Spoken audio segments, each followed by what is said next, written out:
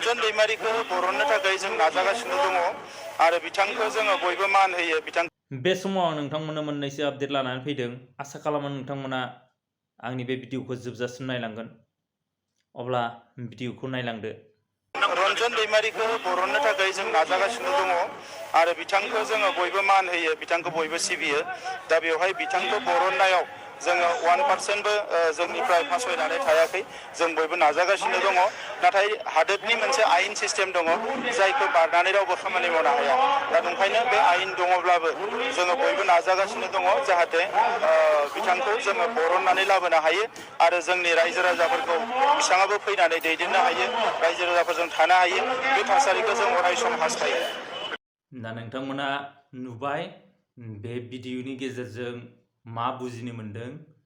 दा बेनो जाहैबाय इयारनि सिएम मानगोनां प्रमद बर' सारा मा फोरमायदों।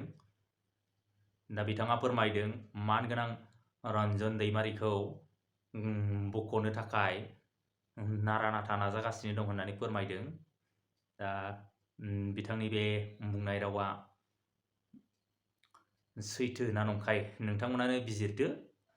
आरोबाव गुबुन मोनसे भिडिअखौ नोंथांमोना नायबावदो। दरं उदालगुरियाव बिजेपिनिफ्राय गेलेगोन, क'क्राझाराव UPPL गेलेगोन। नाथाय बेखौ जोङो मोनसे मिटिंनि गेजेरजों जोङो फोसावगोन। दा नैबे समाव जोंनि खामानि मावनाया अलमस्ट जोबनाय फारसे फैदों आरो जाय केन्डिडेटआनो जाय बिजाथियानो टिकेट मोना माथो बेयो जोबोद बुरजा भटआव बे देरहासार जानो हागोन। दा नोंथांमोना नुबाय। दा बेनो जाहैबाय फैगौ लोकसभा बिसायख'थियाव